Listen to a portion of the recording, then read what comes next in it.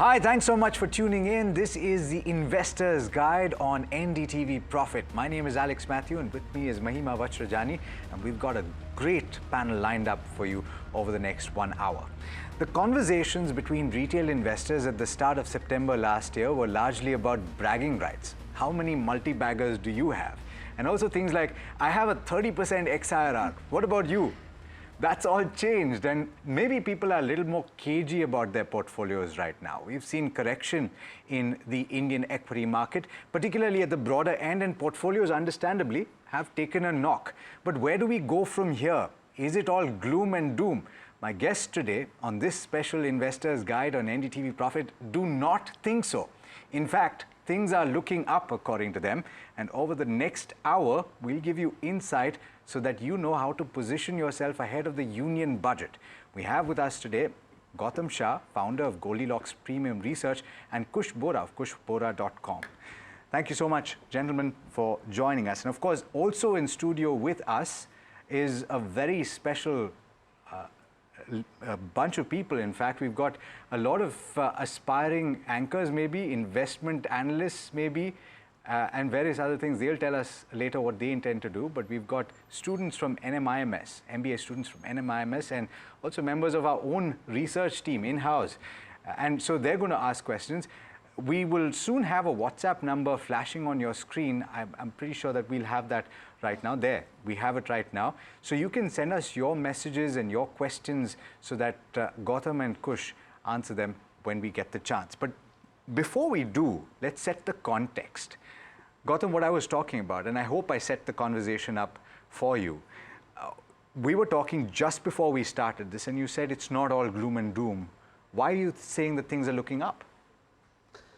Well, Alex, I think there is a concept in technical analysis called reversion to the mean. And I think if you didn't question the madness on the way up in the months of August and September, you shouldn't question the pessimism on the way down. And I think this will just make the market healthy. And if you really look at the last 4 years, there have been multiple corrections that the market has handled. You know, there was an 18% drop within the bull market in late 2022. People questioned the bull market, markets came back, and you had the best rally, the next couple of years. And I think the world continues to be in a strong bull market. We've had our own local headwinds, but chartically, I do believe that this entire fall that has happened, I think will just make the market a lot more stronger. And on the longer term charts, I really don't see a concern. So this is not the time to throw in the towel and be negative on markets. Yes, there could be more near-term volatility, but with the Trump factor, with the budget event ahead, with the RBI policy, I think these are events that can potentially trigger that rebound that everybody is looking for. So if your view is more 12 to 18 months, there is every reason to be optimistic. But if you want to make money at the markets over the next few weeks, maybe it might not be a good time to be active. I think that's the much needed optimism after the kind of downfall that we saw today. So I think the investors or viewers that are watching you will be, right now jumping on their sofas or chairs probably. Kush, do you also affirm to the view that Gautam has? I do. In fact, I remember it was Wednesday when we had the closing show, and that's when I first time said that there's a good possibility that a near-term bottom is in place. And I'm not saying that the worst is over and this downfall is completely done and dusted, but I'm saying there's a possibility that we could revive from here, maybe extend this short covering rally that we saw on Wednesday and Thursday. And just to add to something what Gautam was mentioning, what we've seen is a bit of a double-edged sword kind of a behavior. We've seen the SIP numbers, they've come in strong, correct? Which means a lot of retail investors came into the market after the 2020 COVID issue that began. Now, what's on the other side is the derivatives trading, that began. So we're seeing both sides of the coin. Now, what's happened with that is a lot of investors, even traders for that matter, have not seen a longish period of correction, what we call as time correction, right? Every time the market dipped, about 2%, 3%, 5%, you saw a revival almost immediately in the next 2, 3, maybe 4 sessions. This time around, the pain is prolonged, not only in terms of the price movement, but also in terms of the time correction that we are witnessing, and hence all these queries and chatter.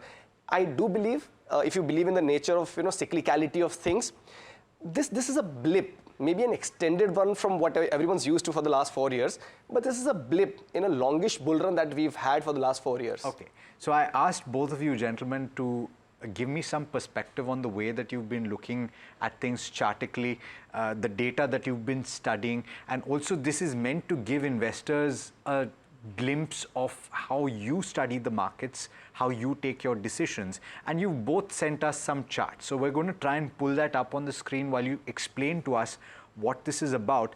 The first one that you sent me has to do with divergences that have emerged over the course of the last several years. What can you tell us about that? So if you look at the monthly chart of the Nifty, you know, everybody is busy looking at 30-minute charts and 5-minute charts and daily charts.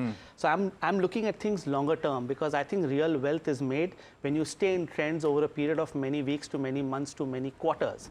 So when you look at the monthly chart of the Nifty, and I take the last 25 years, markets have always topped out when there is negative divergence, which means price makes a new high and the indicator does not make a new high. In this fall that we've seen, the RSI on the monthly chart actually made a new multi-year high in October 24. Yes. Right? And we've seen this cool off that has taken place in the last 3 years. And I'm giving you data of the last 25 years. And that's probably the reason we strongly believe that this is the correction of the last big run that you saw last year, the madness as I defined it.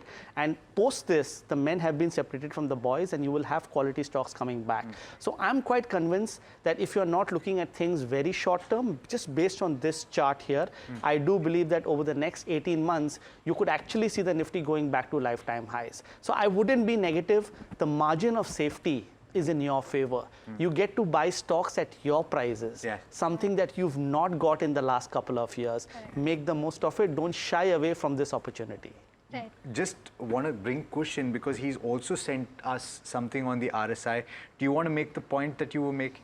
Absolutely, very similar, in fact, very similar, which is the divergences do play out very strongly. A lot of people just get a little lost in analyzing, you know, where the RSI is headed or where the markets are headed. Well, actually, the kicker lies in the combination of the two. You know, saying the same thing. In fact, let me give an example. It was around July 2023 when the Nifty monthly RSI hit 83, 84 odd levels, and this was, I think, the second or the third highest that it has ever hit, right? And on the channel we were here discussing the same thing, that this is overheated territories on a monthly basis. This is not going to last, this is not going to sustain. Those divergences popped up on a monthly basis, which wasn't a healthy thing, and from there on we've seen a correction. Of course, the markets did go up a little further before they moved you know, lower, but there were hints. Now I'm going to go a little granular than Gautam, which is on a daily basis, you are seeing some positive divergences. While we await confirmation in terms of the key resistance levels taken out, we are seeing some divergences on the daily RSI chart versus the Nifty. That plus there are a couple of other factors also put together, which are suggesting that there could be a short-term, short covering rally at the very least, and an extended one at that, which could perhaps take the markets higher from these levels. Right. Gautam, you know, you've also sent a chart which suggests the percentage of Nifty 50 stocks which are above the 50 SMA. How are you reading those, and what does one make out of that chart? You know, in the textbooks of technical analysis in 1970s, it was written that a 20% move on the index or a fall in the index is defined as a bear market. We've fallen 12% on the Nifty, but if you ask people on the street, they're already feeling it as one of the worst bear markets that India has ever seen, because the damage has been really large. So the best way to understand the market trend or the sentiment is to look at the breadth. And the percentage of stocks in the Nifty which are trading above the 50-day moving average is somewhere around 25%. So as the Nifty is actually making new lows, more and more stocks are not participating on the downside, at least in the Nifty 50 and the Nifty 500. So this is what we call as breadth divergence. And whenever this has emerged in the last 4 years, markets have always bottomed out. I'm not saying that we're going to be all well tomorrow or in the next 1 week. All I'm trying to say is that these are not levels to be extremely bearish. This is probably an opportunity, and you know, the data is backing it. All we want now is a confirmation on the price action. You know, the studies are all aligned, telling you that we could be close to a possible bottom. Maybe worst case, you could see another 4% downside. But if and when the Nifty gets past 23,500, for people who want to look at things over the next few weeks because the budget is here, I think that would be the real price action confirmation that all is well again. Right. Is there any sectoral trend that you're observing along with this, you know, percentage of Nifty 50 stocks that are, you know, moving? I mean, seeing it's moving above the 50 SMA? See, with what has happened in the last 4 months, fundamentals don't matter. Yeah. Smart money doesn't matter. Yeah. Sectoral Ps and all those metrics don't matter because everything has come under the hammer in the last 4 months, right? And that's the beauty of it, because you now have an opportunity where everything is being painted with the same brush. And I'm sure a lot of investors in the market are doing their homework as we speak, trying to pick that next move up. So I'm pretty sure the domestic money, which has been on the sidelines, is waiting for stability. The moment stability comes, you will have a lot of pockets, particularly financial services, auto, real estate, FMCG. I think these are my preferences, and I think they'll come back strongly. Gautam, you've been keeping your powder dry. And have you been keeping your powder dry, and are you deploying now? I think now is a good time to be fully invested. I think we've had just enough pessimism, and I've backed it with a lot of data points. So I think between now and say the 1st of February, you want to be fully invested. You don't want to think that this is going to continue for the next 6 to 12 months. I'm not in that camp. Okay, but you're buying for the next 12 to 18 months at the very least, right? You're not in it for the next 4 weeks. I'm just establishing that point. I don't think so, because even at the COVID bottom of 7,500, people said that the world is going to survive. Yeah. And if you bought at 7,500 thinking that the world is going to survive, you got a great opportunity over 2 years. Yeah. Nobody knew what would happen over the next 2 to 3 months, but the world took care of itself. So I think markets and local and global factors will take care of themselves, because see, we live in a connected world. Globally, US markets near lifetime high, Singapore near a 4-year high, European markets, London near a 52-week high. In that kind of backdrop, you can't have India going out of context. So, okay. Go ahead. Go ahead. Yeah. Kush, like what he said, do you also, he said auto, real estate and FMCG. He talked about the consumption space overall, which has been kind of beaten down, in the past 1 year, 1.5 years. On the charts, are these your sector picks, or do you have a different view? So just before that, while we are optimistic, I just want to caveat this, with what I said earlier. I am a little bullish for the next few weeks, perhaps months, right? But I don't think this downturn is over. While we want to remain optimistic, we want to remain cautiously optimistic. There's a possibility that the Nifty might perhaps see a short covering rally and then perhaps give way. And hence, while Gautam's all in, I would perhaps, as you said, keep some powder dry. I would deploy at this point in time, but I wouldn't go all in, because for me there is not that confirmation just yet that all is over and we're hitting a medium-term bottom here. Okay. What I meant was maybe in the near term, in the next few weeks or so, there could be a possibility of a rebound. But do we go ahead from there, or do we see some more correction and test new lows, is something that I would want to see when we get to that point. I think the beauty of reading the signs and studying the data is that you can have slightly differing views, in fact very differing views as well. Yeah. And the only way to know when you're right is to look in the rearview mirror, and you're always right when you look in the rearview mirror. So, but what we're trying to do is provide a little bit of context ahead of a major event, and that both of you gentlemen have agreed could be the fulcrum that takes us to the next level, right? And I think to a certain extent, the finance minister is quite aware of what is happening on the ground, and quite a lot can change. You're looking at a situation, and I know, gentlemen, you're not looking at that kind of data perhaps, but you're looking at a situation where capex has not happened to the extent, and maybe the last panel was talking about this, right? Yes. And that really is where the money is going to go. Whether there's a break in the budget for the individual taxpayer and whether that bolsters consumption is something that we have to yet wait and watch. But the bottom line is that there is going to be spending on the capex side, and that is going to push the levers of the economy forward. But from that perspective, there are a couple more charts that you shared with us, Gautam. You want to talk us through the next one? Which is you can pull up whatever, and we'll try and pull it up for you. Yeah, so I think if you look at the market action of the last 4 months, you'll be amazed to know that 75% of the stocks in the NSE 500 have lost more than 20%. There is actually a table. Let's pull up the table that Gautam has shared with us, and it talks about the number of stocks that have been beaten down, and 75%, as you pointed out. and 40% of the stocks have lost actually more than 30%. So that's the kind of damage, and I'm only talking about the NSE 500, which is a benchmark for a lot of funds in the market. If I actually look at the balanced 1,000 stocks, it's only going to get worse. So the key message is quality has actually stood out. I mean, I keep giving this example of Indian Hotels, probably one of the brands which we all relate to pretty much on a day-to-day basis, is still near a 52-week high. So if somebody stayed in quality over the last 6 months, he would have been safe. Secondly, I think it's only for people who got into the market in 2024 who are really complaining about this fall. But if you are somebody who came in 2020, 21, 22, 23, actually there is no reason to complain. Because a reversion to the mean, a correction, is really a part and parcel of the bull market. As you said, the street is divided. I'm happy it's divided, because I think we were all in the same camp in August and September talking about the India story and the Viksit Bharat. I'm sure it's all applicable, but you needed a reality check, and that reality check has happened. And the camp that said, "Mera paisa teen saal mein double ho gaya," no? 23%. Yeah, I think it's our generation that's kind of right now disappointed. But I think people who have stayed in the markets and know how the markets work are not probably complaining, like you rightly said.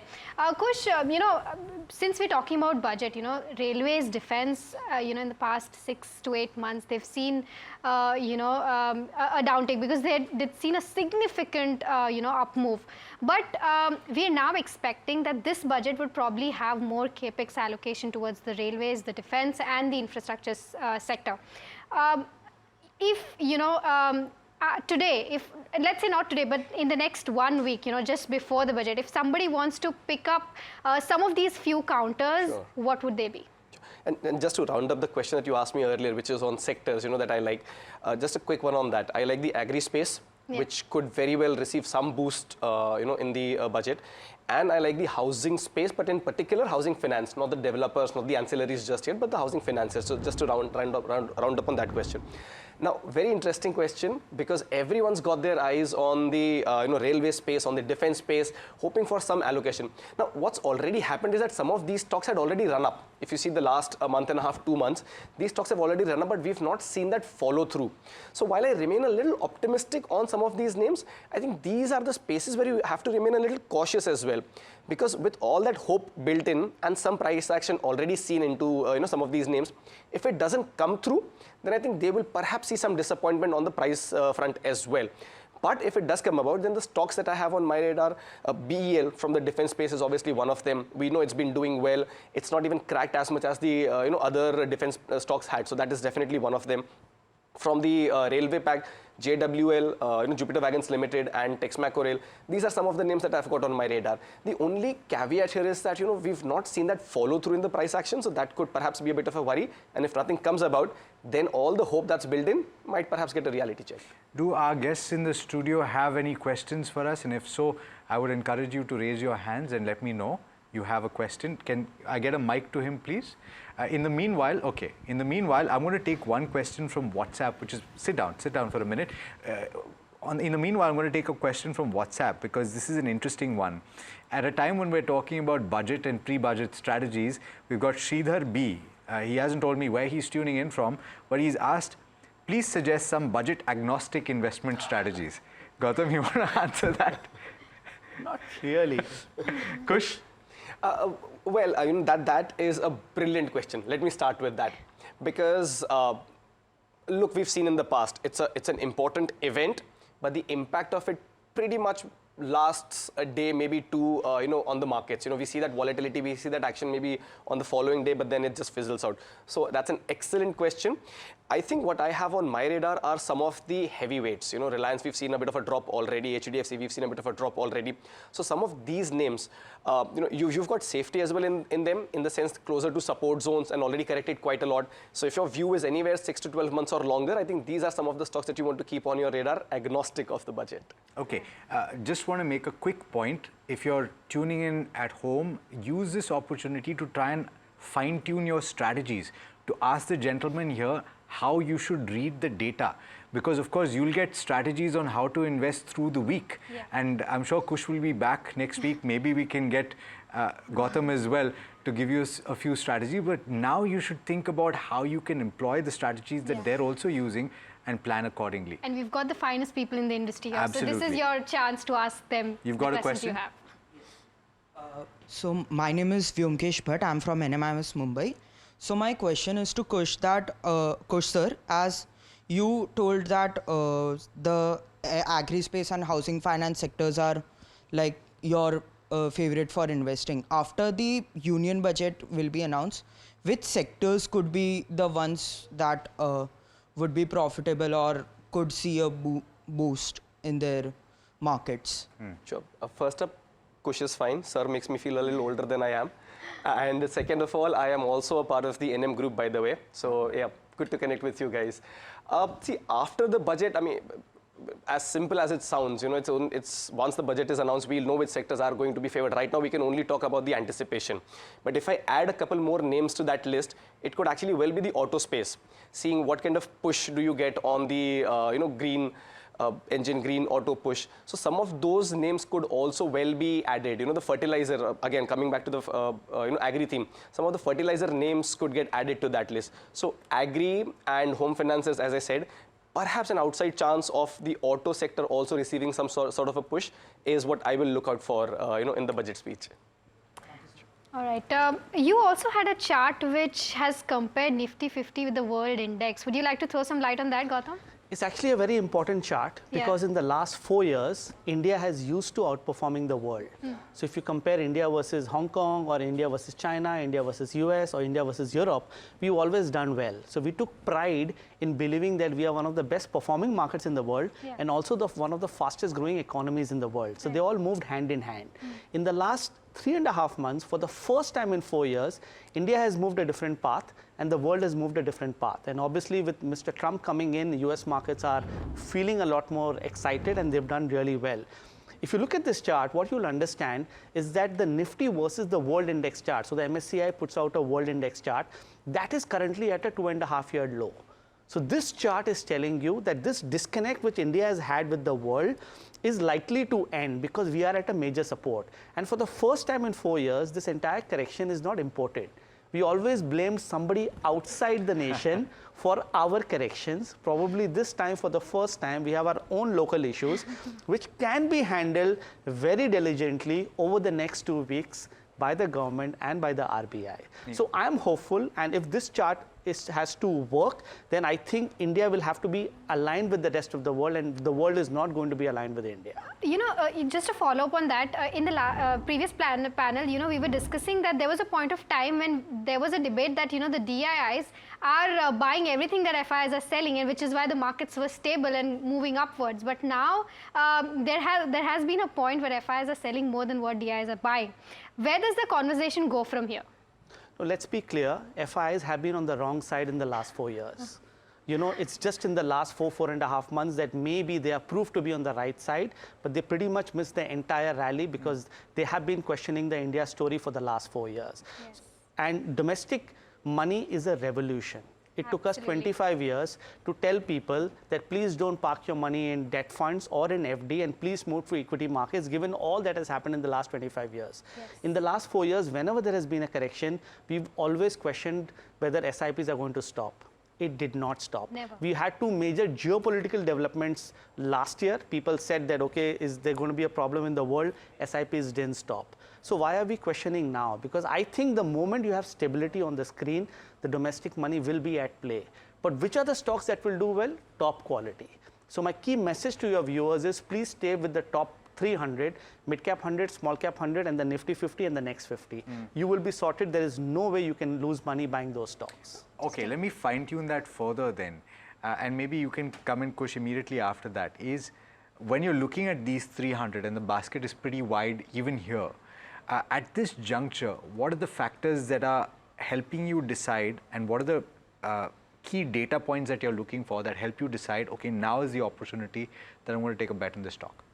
See, Indian markets historically have topped out when the PE is about 27, 28. Right. If you look at 2000, if you look at 2008, I mean, I speak about it as a technician, but then these days you need to look at everything. Yes. Yeah. Today, as we speak, we are at a 21, 22 PE on the Nifty and the Sensex, and we are at a 13, 14 PE on the Bank Nifty.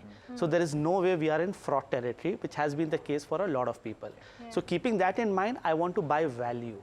I don't want to buy growth. We've seen what has happened to an Asian Paints and many such stocks in the last 4 years. There's been enough debate around it. They were extremely expensive. New competitors came in. There was disruption, and a lot of high PE stocks could not sustain.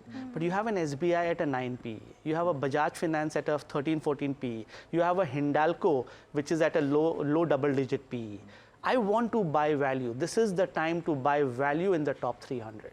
And I think this is the perfect time, like we were discussing yesterday on the show as well, that stocks which are performing good in terms of earnings and have lower Ps are kind of outshining the market despite the markets seeing such a huge sell-off. But the stocks that have had high Ps but good results are still seeing the beating. So it's clearly a market where you buy at discounts. That's it. Yeah. We were talking about Republic Day discounts on Friday, and I guess that holds true based on what Gautam is saying. Kush, I'll come to you. You've done an option chain analysis, and we'll pull up that chart as well. Two-part question. Sure. What do you make of that chart? And secondly, we have a young audience here from NMIMS, and we're seeing that despite of the kind of disclaimer that all of these, brokerage apps are giving that, 9 out of 10 investors make losses in F&O, youngsters are still moving towards F&O. What's your advice to them? Let me take the second question first. Are you still interested in F&O?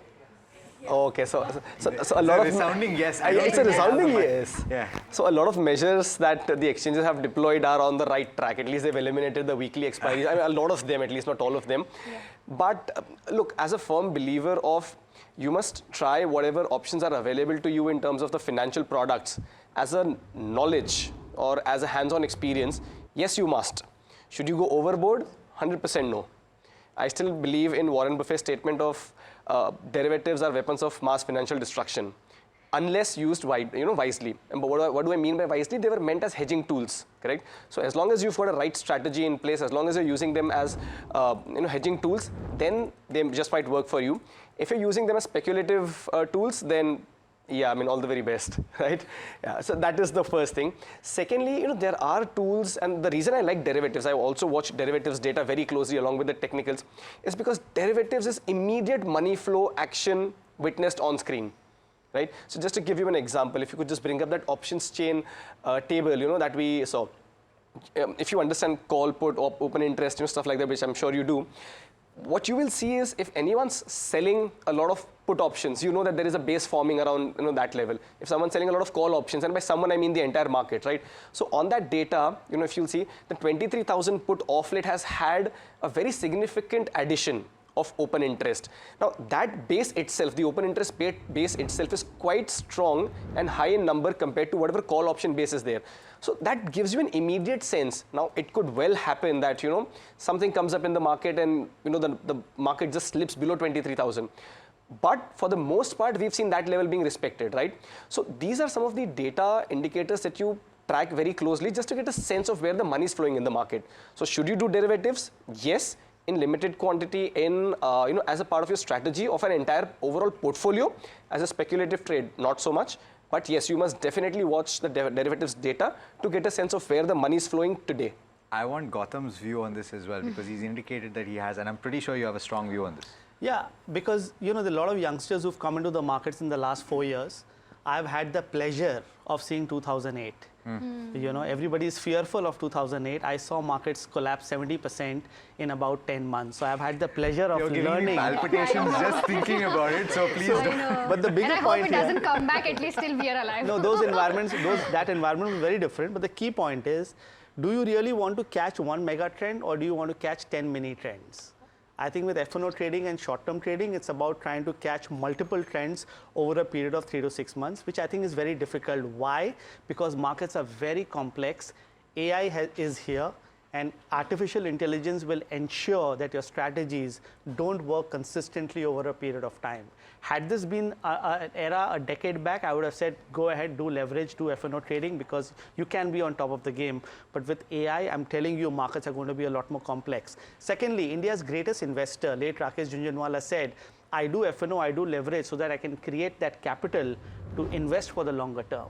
So I don't know of too many people who've created serious wealth over the last 20, 25 years doing F&O trading. So why you as youngsters should get into it? Try and catch one mega trend. And Indian hotels, the Taj brand, you catch one of these trends over the last 5 years, and you make serious money. So don't work hard. You don't need to work hard in the markets.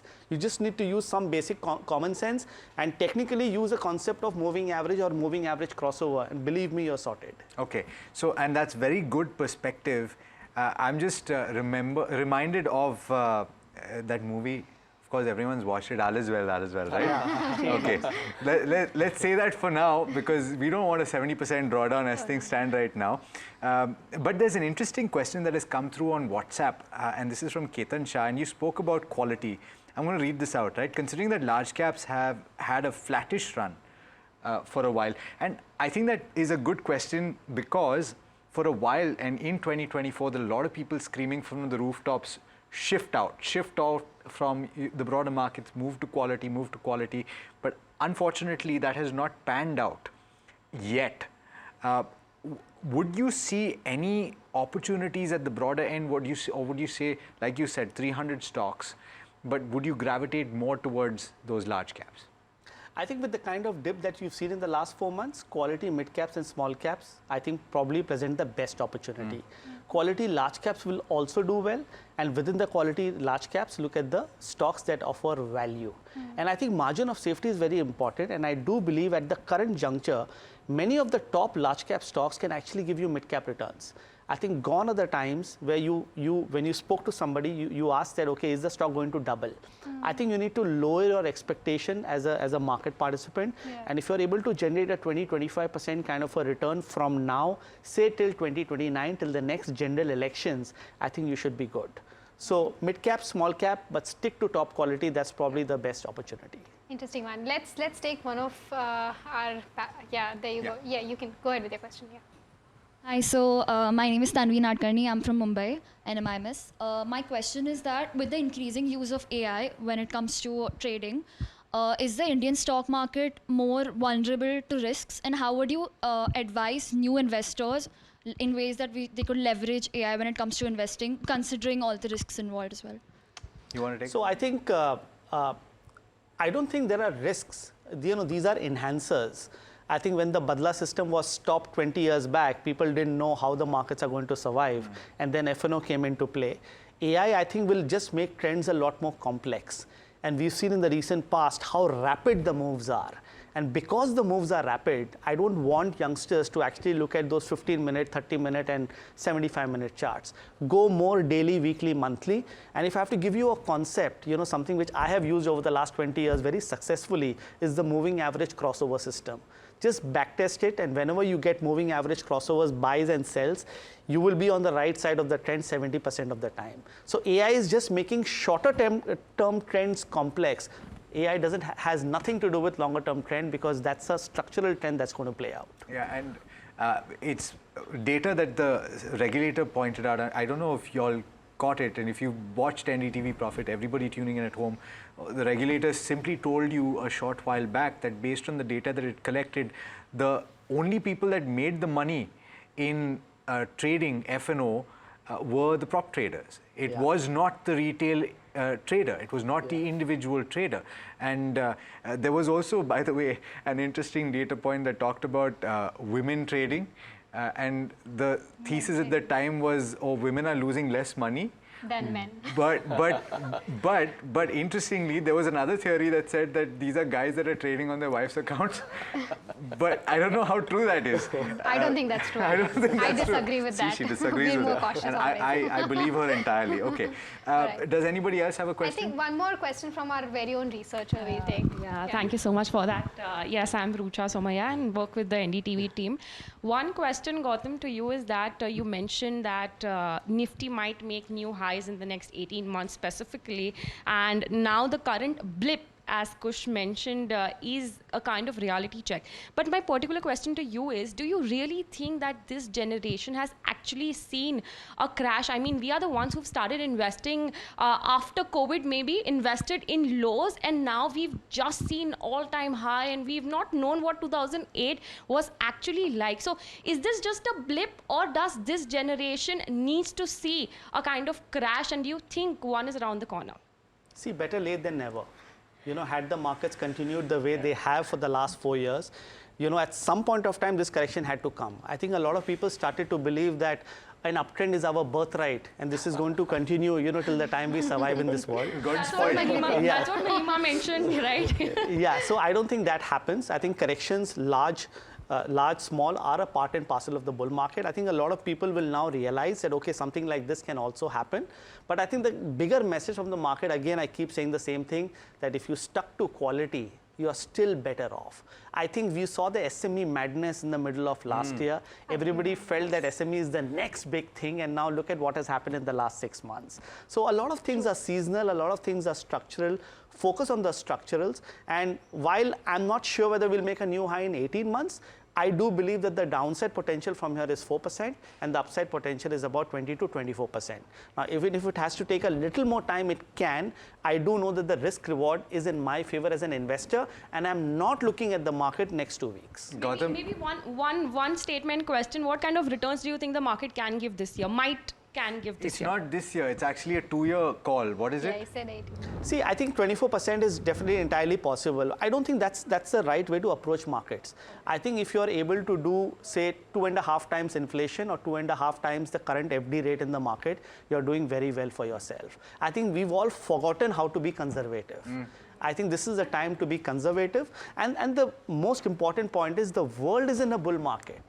Right, and in India is still growing at will grow at close to 7%. Domestic money is here to stay. I know we look at the screen and we get very nervous, but believe me, the screen doesn't take time to change color.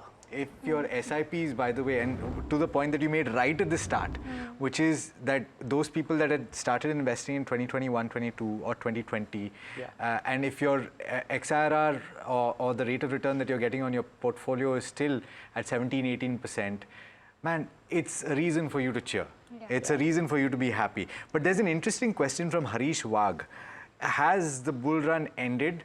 And are we at the start of a bear run? I think to a certain extent we've established that, but Kush, you want to comment? I have a very clear answer to that. The bull run has not ended. This is a dip. And I think a lot of viewers at home, especially the ones who've seen a lot of red in the portfolio in the recent past, are probably not going to like it. You know, when Gautam and we say that this is healthy. What happened in the market over the last few months is healthy. We do share the pain. I mean, we are invested in the same market as you are, right? So we do share that pain. It's just that look at things from a broader context, right? Most investors who started investing now, as I said earlier, have not seen such a deep price correction, have certainly not seen such a time correction, and that's where the pain is. Things have a way of evening themselves out, and Indian markets certainly have a way of rebounding much stronger. So I think this is I will reiterate that this is a blip in a longish bull run, the likes of which we had not seen in the last 4 years. I think much better times are yet to come. Stay invested. Right. Gautam, one question to you. You know, it just clicked to me in the last panel. One of the members from from NMIMS asked about cryptocurrency. It was an interesting one. He says he's studying crypto. His father's not loving him, apparently. But, you know, today's generation, after FNO, it's cryptocurrency that they're looking after. And cryptocurrency has no base as such to look at. But since you are the ones who are experts in reading the charts, do you advise entering cryptocurrency for youngsters like, you know, who are just 20, 21 odd years? See, anybody who has been against cryptos in the last couple of years must be looking at the prices today and must be feeling, oh, what a rally I missed. Yeah. But I do believe that crypto is something which is not everyone's cup of tea, because you could be down 10, 15%, 20% in a single day. Yeah. I don't think youngsters should be ready for that kind of volatility. In fact, we as market professionals who've done this for the last 20 years also don't feel comfortable. But another asset class, another commodity, which I think is in a mega bull run, and I think is something which youngsters should look at, is gold and silver. Yes. I think in the Trump era, given geopolitics, given all that's happening in equity markets, I think gold and silver are going to beat equity market returns over the next 2.5 years. Talk about the relationship with the dollar as well and the flows therein, because generally when they say that the dollar is, and we've seen it come off quite substantially towards the latter end of the trading week, right? Yeah. Where nothing major came through from the perspective of Donald Trump's announcements. But of course, you look at the dollar and you look at the yields being elevated in the US and say that maybe to a certain extent gold prices will be a little bit muted. But as soon as that turns, you're looking at an upside, right? Are you looking at that? I'm looking at a very big move on both gold and silver. I do believe that a 3,300 is coming easily. Maybe at some point of time in the next 18 months, you even see a 4,000 on gold. Wow. And I do see a $42 to $45 on silver. So that's 25, 30, 40% upside, Wow. which I don't think a lot of large cap stocks in India are going to give you. Yeah. So I think that's an asset class which you cannot ignore. I do know a lot of people are now deploying serious capital, even in SIP, in a gold and silver, which has worked. Because ETFs are available for you. Yeah, ETFs are available and there is a basis. 10 years back, it was not the case. Yeah. But I think coming back to your question, we had a triple whammy because rupee has been depreciating, dollar index appreciated, and the crude appreciated. Given all these factors, you know, India was in a situation where it couldn't handle all three together. Yeah. Now you've come to a point where it looks like the dollar index is going to cool off. Given the statements from Trump, it seems as if oil is going to cool off. And I think rupee's already seen a parabolic run and it seems that it's going to at least stabilize. If that happens, and if the earnings stay strong, and if the budget is reasonably good and there are no shockers, we digested capital gains and STT beautifully. Can it get worse? I think no. It doesn't look like, as somebody with common sense, that it can get worse. Hopefully it only gets better and we get some good news on 1st February. Gold prices, Very by the way, in interesting. the international market at $2,771.39 per troy ounce. And the call here is for a 4,000 per troy ounce possibility over the next 18 months, which is quite substantial. Yes. I'm curious about whether you track crude as well, and we'll come back for a question, but crude is the other big talking point for us here in India in a situation where the rupee has been weakening. Of course, towards the latter part of the week, you saw a rebound. Yeah. But crude prices, do you look at it, Gautam? Not so closely on a daily basis, but a general sense where the idea is that, you know, they might perhaps cool off a little bit, but since I don't track them on a daily basis, I wouldn't. Do you what? See, I think a rising crude is obviously negative for our economy, something that we've studied in the books and we've felt it at the markets in the last 20 years. Yes. I'm very happy if crude stays in a range. It doesn't go down much, doesn't go up much, because then we don't need to work hard or look at those intermarket relationships. Yeah. With all that has come from Trump, it looks like crude is definitely not going to, you know, move through the roof. Yeah. More chances that eventually it breaks down below 65, and if that happens, it's going to be great for our economy and for our markets. I think markets are not discounting that at this point of time, but it could happen. So number-wise, 65 to 85 on the NYMEX crude is where I see the action happening. Any move, either way, you could see the next big move coming in. Interesting. I think let's take one more question from the group of students that we have today. Yes, go ahead. Good afternoon. My name is Dishita, and my question is for Mr. Kush. As you mentioned that derivative strategies are something that you go for. So what derivative strategies would you recommend to manage risks post-budget, and what specific strategy can youngsters adopt? Why post-budget? Because budget is coming up, any post-budget specific, and you can give in general as well. So, no, the reason I ask is because budget is the day of volatility, right? I mean, or at least expected to be. So if ever you needed derivative strategies, it would be the day of the budget or maybe just prior, just to hedge your portfolios or just to hedge your trading positions. I am not someone for, you know, very fancy 3-legged or 4-legged derivative strategies. I think the incremental gains to be made, or rather the gains to be made out of such strategies is rather incremental only. Hence, I suggest very basic ones, which is, you know, covered call or a covered put, depending on what your view of the market and what your position is. If you want to get a little more fancy, then you've got the spreads, bull call spread, bear put spread, you know, things like those. Stick to these. At the end of the day, what really matters in the market is the view that you have. If your view is right, then it is only about how do you maximize your profits based on your correct view. Now, that could be by playing options without any hedges, which I don't really recommend, or by playing via spreads, where your profits go down, but so does your risk, right? So apply very simple strategies. 4 or 5 of them are just fine. Covered calls, covered puts, bear call spread, bull put spread, or just a variation of these. Not too fancy. It just sounds very interesting. It's a good conversation. but it doesn't really give you as a bigger return as you're hoping that, you know, they just might. So. Thank you. Any more questions? Go ahead. Go ahead. Hi, I'm Kea.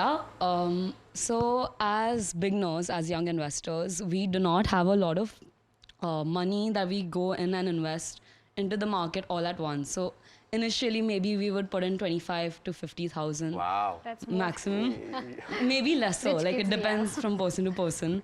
But with that amount of money, you're usually looking at only 1 or 2 or maybe 3 to 4 stocks to choose and invest in. So how would you recommend us to choose those 4 stocks out of a full market of various stocks in various industries? Good question. See, I've always... The questions for anyone. Yeah, so I've always learned in the last so many years that you buy stocks that you understand.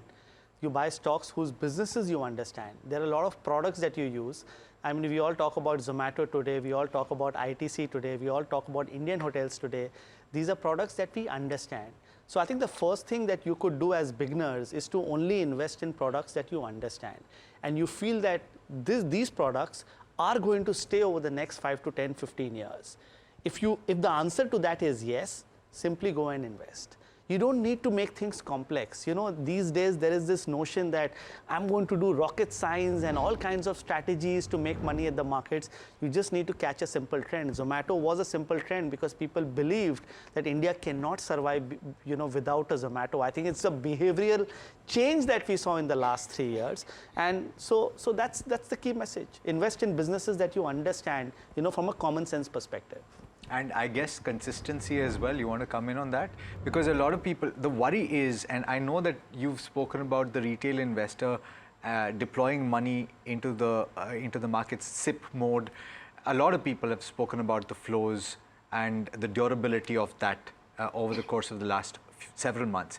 But some people have also voiced the concern that on a one-year basis, if people see their portfolios not doing too much, there might be a little bit of disheartening feeling coming through. So what would you say, because you both have so much experience and consistency that you've built into your practice, is that one of the most important aspects to bring to the table?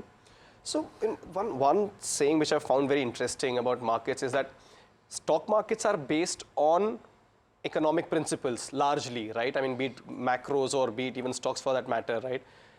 But stock market itself is a place which does not follow the economic principle, something as simple as a demand and a supply, which is where the supply is excess, the demand just vanishes, right? I mean, when we see stocks falling, no one's willing to go out and buy, right?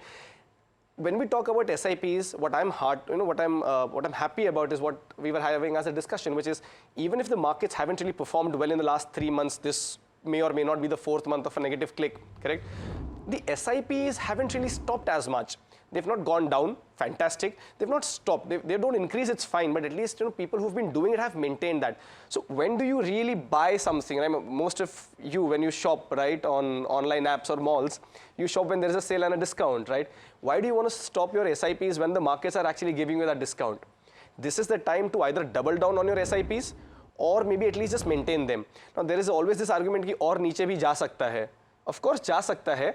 But at least you know that you're buying 10% off the highs, 20% off the highs, maybe 30% off the highs, depending on your stock, correct? So this is the time to maintain your SIPs or probably even double down. See, yeah. I just want to add here one important data point. The Sensex was at a level of 3,000 in 2003. That 3,000 became 21,000, that's 7 times at the height of 2008. 7 times. In that bull market of 5 years, where a lot of people made serious wealth, you had multiple 20-25% corrections.